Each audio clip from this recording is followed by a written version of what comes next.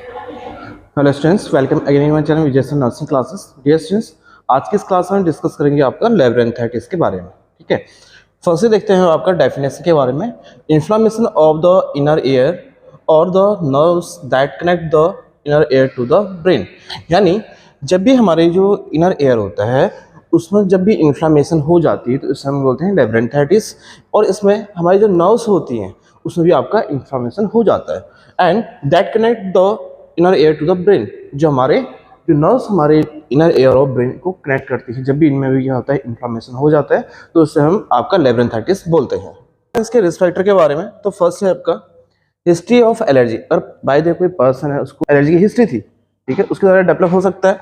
Next आपका recent viral illness, by the उसको कोई वायरल आपका इन्फेक्शन था, ठीक है, उसके साथ कोई प्रॉब्लम हो रही थी। और दूसरा आपका रेस्पिरेटरी जो इन्फेक्शन होता है और जो एयर इन्फेक्शन होता है, इसके द्वारा आपका लेब्रेंथाइटिस डेवलप हो सकता है। ठीक है, नेक्स्ट आपका ड्रिंकिंग एक्सेसिव अल्कोहल। ठीक है, जब भी कोई पर्सन ज़्यादा अल्कोहल यूज़ करता है तो उसके द्वारा भी डेवलप हो सकता है। स्मोकिंग, ठीक है, कोई स्मोकिंग ज़्यादा करता है तो उसके द्वारा भी डेवलप हो सकता है। क्यों? क्योंकि आपका जो स्टेशन ट्यूब है वहाँ पर आपका ब्लॉकेज होना स्टार्ट हो जाता है, ठीक है, और जो हमारी ब्लड वेसल्स होती है उसमें नैरिंग होने लग जाती है स्मोकिंग और अल्कोहल की वजह से। ठीक है ना। नेक्स्ट है आपका स्ट्रेस। बाय द क्या होता है, बहुत सारे पर्सन ऐसे होते हैं जो एक्सेसिव अमाउंट में स्ट्रेस रहते हैं। ठीक है, हो सकता है वो वर्क का स्ट्रेस हो सकता है वो अदर चीज़ का स्ट्रेस हो। ठीक है, जब भी हमारा स्ट्रेस आपको किसी पर्सन में डेवलप होता है तो क्या होता है, उसमें आपके बहुत सारे हार्मोनल चेंजेस भी आना स्टार्ट हो जाते हैं। ठीक है ना, जब हमारे हार्मोन चेंजेस आने स्टार्ट हो जाते हैं तो हमारी बॉडी की जो फंक्शनिंग होती है वो भी हमारी डिस्टर्ब हो जाती है। ठीक, नेक्स्ट आपका यूज ऑफ सर्टेन प्रिस्क्रिप्शन और non prescription drugs, specially aspirin. ठीक है, अब क्या होता है, बहुत सारे डॉक्टर क्या करते हैं, आपका पेशेंट के लिए कुछ ड्रग प्रिस्क्राइब करते हैं। ठीक है, और बहुत सारी कुछ नॉन प्रिस्क्रिप्शन होती है, जैसे कि आपका एस्पिरिन। ठीक है, इसके आपके जो कॉम्प्लिकेशंस होते हैं उसके थ्रू भी आपका जो लेब्रेंथाइटिस होता है वो डेवलप हो सकता है। नेक्स्ट बात करते हैं इटोलॉजी के बारे में। ठीक है, अब देखिए इसमें वायरल और bacterial infection. By the way हमारे बहुत सारे क्या होते हैं, वायरसेस होते हैं और जो बैक्टीरिया होते हैं ये भी आपका लेब्रेंथाइटिस कॉज कर सकता है। ठीक है, अब देखिए it usually results from the organisms that cause acute febrile disease like upper respiratory infections. ठीक है, क्या बोल रहा है, ऐसे जो ऑर्गेनिज्म जो हमारे कुछ एक्यूट फेब्राइल डिजीज कॉज करते हैं उसके द्वारा आपका क्या डेवलप होगा, लेब्रेंथाइटिस डेवलप हो सकता है। अब बात करेंगे कि जो एक्यूट फेब्राइल डिजीज होती है इसमें क्या क्या आता है आपका, एक तो अपर रेस्पिरेटरी ट्रैक्ट इन्फेक्शन हो गया, इसके द्वारा डेवलप होगा। जो इन्फ्लुएंजा होता है वायरस, इसके द्वारा डेवलप हो सकता है। ठीक, नेक्स्ट होता है आपका जो निमोनिया है, एंड जो मिजल्स होती है, मम्स हो गया, रूबेला हो गया, polio, hepatitis, bacterial meningitis and chronic otitis media, ये हमारी क्या है कुछ फेब्राइल डिजीज होती है। इन डिजीज के थ्रू भी आपका लेब्रेंथाइटिस डेवलप हो सकता है। ठीक है, जैसे आपका ड्रग्स टॉक्सिसिटी, इसका मतलब क्या होता है, मान लो कोई हम ड्रग ले रहे हैं, मेडिसिन ले रहे हैं, उसका ओवरडोज हो गया। ठीक है, ओवरडोज की वजह से क्या होगा, आपका ड्रग की टॉक्सिसिटी हो जाती है। ठीक है, यानी उसके एडवर्स इफेक्ट भी हमें देखने को मिल जाते हैं, साइड इफेक्ट भी। ठीक है, उसके थ्रू क्या होगा, आपका लेब्रेंथाइटिस डेवलप हो सकता है। जैसे आपका taking certain drug that are dangerous to the inner ear. ठीक है, बहुत सारी ऐसी ड्रग होती हैं जो आपका ऑटोटॉक्सिसिटी कॉज करती है। ठीक है, ऑटोटॉक्सिसिटी कॉज होगा तो आपका जो एयर है उसमें भी आपका डिस्टर्बेंस होगा। ठीक है, और आपका लेब्रेंथाइटिस भी डेवलप हो सकता है। ठीक है, over indulgence in the alcohol. ठीक है, मान लो कोई पर्सन है वो सुबह से शाम तक आपका अल्कोहल कंजप्शन करने की जो एक्टिविटी है उसमें ही रह रहा है और ज़्यादा कंज्यूम कर रहा है तो उसके थ्रू भी आपका डेवलप हो सकता है। ठीक है, ये चीज़ आपने नोटिस किया होगा। ठीक है, जब कोई एक्सेसिव अल्कोहल यूज़ कर लेता है उसके सामने आप कितना जोर से बोलो, बहुत चीज़ें इसको सुनाई नहीं देती। ठीक है ना। ओके, नेक्स्ट आपका it may occur after an allergy and cholesteatoma. ठीक है, और हो सकता है जो आपका लेब्रेंथाइटिस होता है ये हमारे कोई एलर्जी के बाद भी डेवलप हो सकता है। ठीक है, यानी और इसके अलावा जो आपका कोलोस्टियोटोमा होता है इसके बाद भी डेवलप हो सकता है। ठीक है, मैंने पहले बताया था कि जो कोलेस्ट्रोमा होता है क्या होता है, बताइए, याद है? मैंने क्या बताया था, ओमा मतलब क्या होता है? ठीक है, ओके, न्यू ग्रोथ या कैंसरस ग्रोथ। ठीक है, अब मैंने पहले बताया था, यानी जो आपका टिम्पैनिक मेम्ब्रेन होता है, यानी जो एयर ड्रम होता है उसके बिहाइंड से जब क्या होता है, कोई भी सेल का एबनॉर्मल ग्रोथ हो रहा है, यानी जो कैंसरस ग्रोथ हो रही है उसको हम क्या बोल रहे थे, कोलोस्टियोटोमा बोल रहे थे। ठीक है, लास्ट टाइम ने इमेज भी देखा था इसका। ठीक है ना। ओके, नेक्स्ट है आपका, अब बात करते हैं आपका पैथोफिजियोलॉजी के बारे में, ठीक है। अब देखते हैं इसको। फर्स्ट है आपका entry of pathogens into the middle year, यानी जब भी हमारे मिडिल ईयर में पैथोजन की एंट्री होती है, यानी बैक्टीरिया और वायरसेस हो गए, ठीक है, तो उसके थ्रू क्या होगा, from the middle ear master cells from the meninges and from the blood stream, यानी जो आपका मिडिल ईयर में जो पैथोजन बैक्टीरिया वायरस आपका एंटर हो रहा है, कैसे होगा आपका, हो सकता है जो आपका मिडिल ईयर होता है यहाँ से आपका एंटर होगा, ठीक है, और आपका मास्टर सेल्स होती हैं, ठीक है, यहाँ से डेवलप होगा, और आपका जो मेनिंजेस होती हैं और जो ब्लड होता है इसके थ्रू आपके एयर में जा सकता है, एंटर हो सकता है। जैसे क्या होगा, जब भी आपका ये वायरस बैक्टीरिया हमारे एयर में एंटर हो जाएंगे तो क्या होगा, इन्फ्लामेशन ऑफ द लेबरेंथ, ठीक है, यानी जो आपका इनर एयर होता है यहाँ पर क्या होगा, इन्फ्लामेशन होना स्टार्ट हो जाएगा, ठीक, and affect the structure of the middle air, ठीक है। इसके अलावा अब क्या होगा, जो इनर वाला पार्ट होगा इसमें आपका इन्फ्लामेशन होगा, तो साथ में क्या होगा, जो मिडिल एयर का जो स्ट्रक्चर होगा वो भी आपका चेंज होना स्टार्ट हो जाएगा। नेक्स्ट आपका disturb functioning of the inner air है, इसके अलावा जो हमारा इनर एयर की जो फंक्शनिंग होती है वो आपकी रिड्यूस हो जाएगी। नेक्स्ट है आपका interface the ability of the inner ear to maintain balance and hearing, ठीक है। इसके अलावा जो हमारा ये हमारे इनर एयर की जो इनर एयर होता है उसके साथ आपका इंटरफेयर करना स्टार्ट करता है। जब आपको वहाँ कोई प्रॉब्लम होगी तो क्या होगा, आपका बैलेंस और हेयरिंग में प्रॉब्लम आएगी, ठीक है। मैंने पहले भी बताया जो हमारा इनर एयर होता है वहाँ एक चीज और प्रेजेंट रहता है, आपका नर्व्स, क्रेनियल नर्व होती है ना 8 नंबर की, वो कौन सी थी, वेस्टिबुलो-कॉक्लियर नर्व, ठीक है। ये दोनों क्या काम करते हैं, आपका हेयरिंग एंड बैलेंसिंग में काम करते हैं, ठीक है, और इक्विलिब्रियम में भी हमारा हेल्प करते हैं, ठीक है। नेक्स्ट आपका अगर ये चीज होगा तो क्या होगा, वर्टाइगो होगा, ठीक है, यानी जो पर्सन होगा उसका स्विमिंग ऑफ हेड होगा, बहुत ज़्यादा चक्कर टाइप के आने लगेंगे, हो सकता है वो गिर जाए और उसमें इंजरी डेवलप हो जाए, ठीक है। इसके अलावा डिजीनेस पेशेंट डेवलप हो सकता है और हेयरिंग लॉस की कंडीशन देखने को मिल सकती है। नेक्स्ट हम बात करते हैं आपका क्लिनिकल मैनिफेस्टेशन के बारे में, यानी साइन एंड सिम्टम्स में कौन कौन से हो सकते हैं, ठीक है। जब एक्यूट ऑनसेट होगा लेब्रिंथाइटिस का तो क्या देखने को मिल सकता है पेशेंट में, वर्टाइगो होगा पेशेंट में, ठीक है।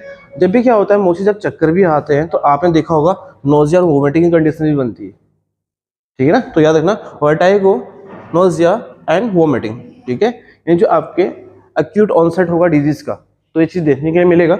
नेक्स्ट आपका स्पॉन्टेनियस निस्टाग्मस, ठीक है। अब क्या बोलते हैं इसको, देखिए, difficulty in focusing the eyes because of involuntary eye movement, ठीक है।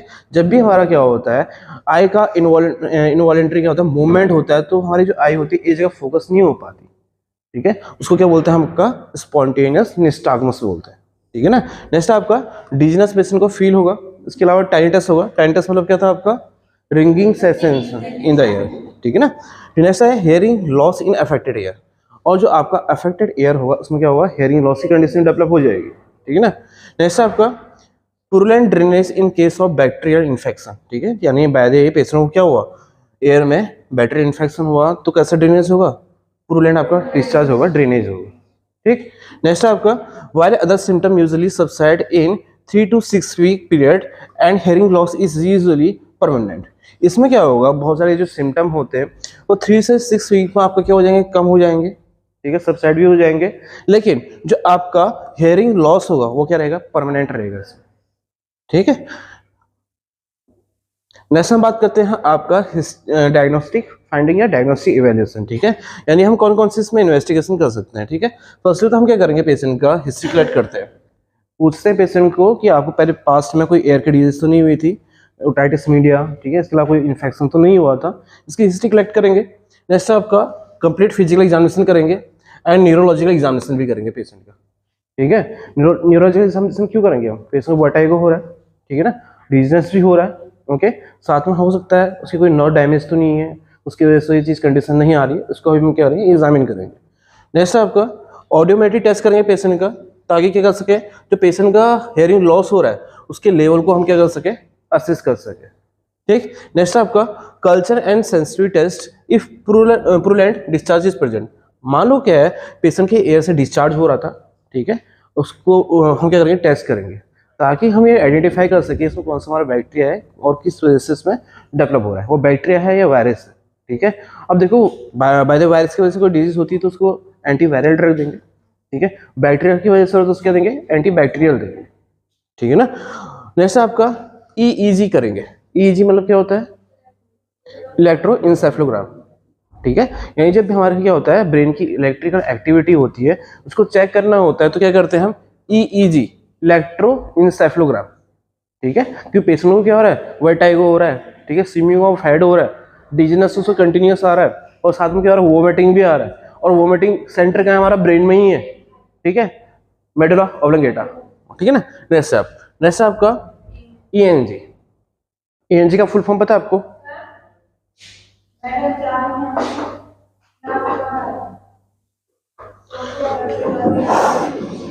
ईएनजी है, ईएनजी मतलब क्या होता है, इलेक्ट्रोनिस्टाग्मोग्राफी, ठीक है। स्पॉन्टेनियस निस्टाग्मस पेशेंट में हो रहा था ना, हमने सेकंड सिम्टम में देखा था। तो ईएनजी मतलब क्या होता है आपका, इलेक्ट्रोनिस्टाग्मोग्राफी, ठीक है ना। जो आपका मान लो क्या था, आपके जो स्पॉन्टेनियस आपका इनवॉलंटरी मूवमेंट हो रहा था आएगा, ठीक है, उसके लिए हम क्या करेंगे, ईएनजी पेशेंट में करेंगे परफॉर्म, ठीक है। नेक्स्ट आपका सीटी स्कैन, और ब्रेन का क्या करते हैं इसमें, सीटी स्कैन भी हम परफॉर्म करते हैं, ठीक। नेक्स्ट हम बात करते हैं आपका मेडिकल मैनेजमेंट के बारे में, ठीक है ना। तो देखते हैं मेडिकल मैनेजमेंट क्या क्या होता है। पहला है इसमें एंटीहिस्टामिन सच एज डाइफेनहाइड्रामाइन, ठीक है। पेशेंट को हम क्या देंगे, एंटीहिस्टामिन ड्रग देंगे। ये चीज याद रखना, जब भी कोई पेशेंट को एलर्जी की वजह से कोई प्रॉब्लम आ रही है, डिजीज डेवलप हो रही है, तो पेशेंट को क्या दिया जाता है, एंटीहिस्टामिन दिया जाता है, ठीक है। तो इसमें कौन सी ड्रग देंगे पेशेंट को, डाइफेनहाइड्रामाइन हम पेशेंट को प्रोवाइड करते हैं, ठीक। फिर नेक्स्ट है आपका Compazine may also be use to control the nausea and vomiting. और पेशेंट को एक्सेसिव क्या हो रहा है, नोजिया वोमिटिंग कंडीशन डेवलप हो रही है, तो उसके लिए पेशेंट क्या देंगे, कॉम्पेजैन हम पेशेंट को प्रोवाइड करेंगे। Medicine to relieve dizziness such as meclizine and scopolamine, ठीक है ना। अब पेशेंट को क्या हो रहा है, एक्सेसिव क्या हो रहा है, डिजीनेस हो रहा था, चक्कर टाइप के आ रहे थे, ठीक है, पेशेंट नहीं तो गिर जाएगा, गिरेगा तो क्या होगा, इंजरी होने के चांसेस है, ठीक है ना। तो उसके पेशेंट को हम क्या देंगे, पेशेंट को कंसिडर देंगे, मेस्लिजाइन देंगे एंड स्कोपोलामाइन हम पेशेंट को प्रोवाइड करते हैं, ठीक है। इसके अलावा नेक्स्ट है आपका sedative hypnotics such as Valium benzodiazepines may be given to relieve symptoms, ठीक है।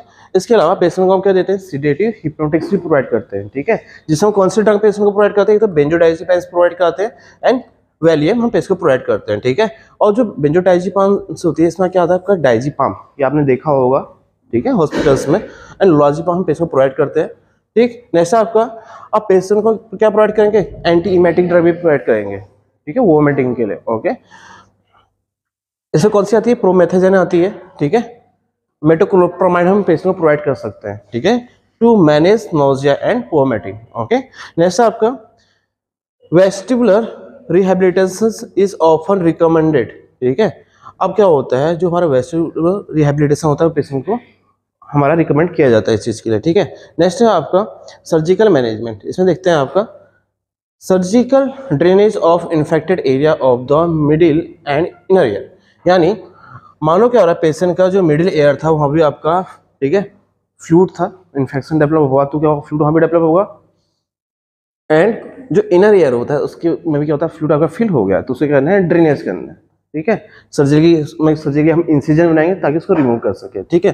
जैसे आपका लेब्रेंथेक्टमी हम पेशेंट में परफॉर्म करेंगे, ठीक है, ओके। क्योंकि क्या हो रहा है, आपका जो लेब्रेंथ वाला पार्ट हो रहा है वहाँ पर इन्फेक्शन हो रहा है, ठीक है, रिमूव करेंगे, ओके। जैसे आपका वेस्टिबुलर नर्व है तो उसको उसका सेक्शन करेंगे, सर्जिकली हम क्या करेंगे, जो ट्रीटमेंट करेंगे, जो टेम्पोरल जो बोन होती है वहाँ पर से हम क्या करेंगे, आपका इसमें होल क्रिएट करेंगे सर्जिकली।